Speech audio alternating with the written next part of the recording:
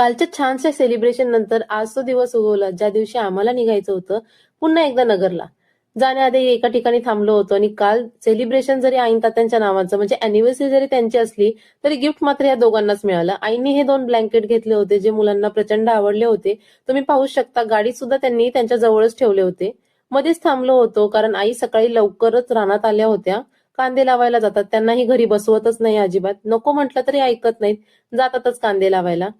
सकाळी 8 वाजताच त्या गेल्या होत्या. 9 वाजता आम्ही निघालो कारण आहोंना जायचं होतं ड्युटीला. फायनली थोडं अंतर चालल्यानंतर आम्ही पोहोचलो होतो आई आणि त्यांच्या मैत्रिणी ज्या शेतामध्ये कांदे लावतात तिथे. तिथे पोहोचल्यानंतर मुलांना वेगळीच एक्साइटमेंट असते आणि मुलं पहा इथे पटकन कांदा लावायसाठी पुढे सरसावले. या आत्यांकडून बर्फी आणि अगस्त्यानी 2-4 रोपं घेतली आणि ती लावली. त्यांनाही खूप छान वाटलं. सगळ्या जणी खूप मेहनत करतात.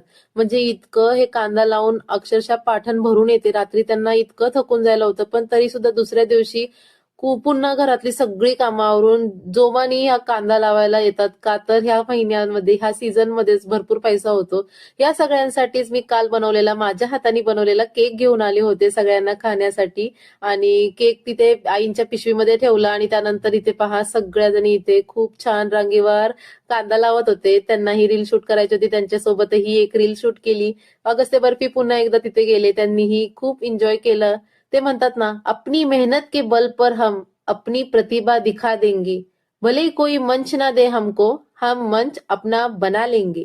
खरंच खूप मोटिवेशन घ्यायला पाहिजे ह्या सगळ्या लेडीज करून. कारण कसं असतं म्हणजे दिवसभर कष्ट करायचं, रात्री परत घरी जाऊन आवरायचं, परत सकाळी त्याच उमेदीने त्याच जिद्दीने सगळं काही घरातलं आवरून इथे येऊन काम करायचं काही सोपं नसतं.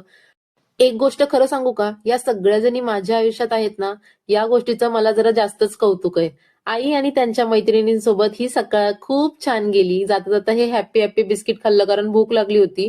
हा आहे पार्ट 1. मी कुठे चाललीये ते पाहायचं असेल तर पार्ट 2 नक्की पहा. पुन्हा भेटू अशाच छान व्हिडिओ सोबत. तोपर्यंत बाय बाय.